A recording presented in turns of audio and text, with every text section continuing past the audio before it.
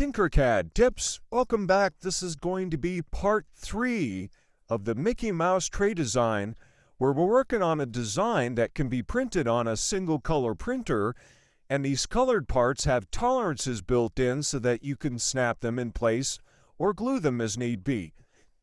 So let's get back to where we had left off. And by the way, if you need to see the prior tutorials, click on my profile picture, click through to my profile. Parts 1 and 2 should be just before this tutorial, and a couple before that is the step-by-step where we originally created this Mickey Mouse design from an image that we downloaded from Google. Alright, so where we had left off is we had made a negative of our face here. We need to use this negative to create the hole shapes in order to create the tolerance, the 0.2 millimeter tolerance around these inside parts of the face, the nose, the eyes, and the mouth. So we had just got done creating this negative shape down here. So we need to drop that to the work plane. It's not an SVG, so we need to turn this into an SVG. We're going to export this. SVG. We're just going to click Save. Yes. Let's lift this one up just a little bit. We're going to click on Import. Choose a file. We're going to grab that SVG. Going to click Open. We're not going to change any parameters here. We're going to click Import. Zoom out a bit here. Let's go ahead and lift this original face part up a little bit.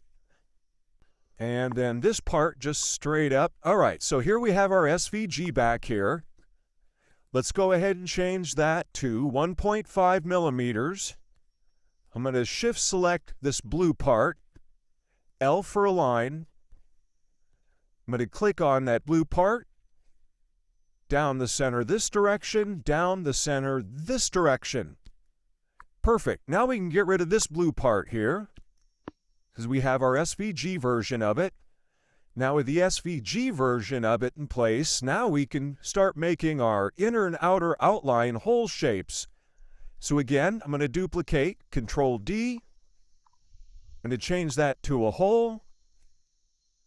Outer line, we're going to leave it as sharp.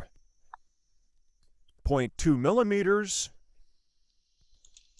Control D again, and we're going to change this one to an inner line. Okay, now I'm going to lasso select all three of these parts, but I'm going to shift deselect the orange part. I'm going to Control G, group the two hole shapes together. All right, now this orange part here we no longer need. We can delete that. So I'm going to click on it. I'm going to click Delete. Now we need to use these hole shapes to trim the face here. So I'm going to drop the face down to the work plane. And now you see those inner and outer outlines that we grouped together. We'll be trimming off a portion of these inside holes of the face. Move this about. Let's go ahead and lasso select those. Should be two objects. Control G. Those are grouped together. Perfect. Let's lift this up. Now let's bring back our tray and our other parts. Shift Control H. There we go. And just like we did with the eyes and the tongue, I'm going to zoom in here. I'm going to use W for Work Plane tool. I'm going to put that in the tray down in the recess. I'm going to select on the face part up here. D to drop that. I'm going to click on Work Plane and put it back on the default.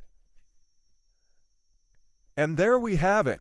We now have a tray that can be printed on a single color printer. The black part can be printed, and again, this black part can be printed without any supports. None of this needs any supports. And these are all individual parts.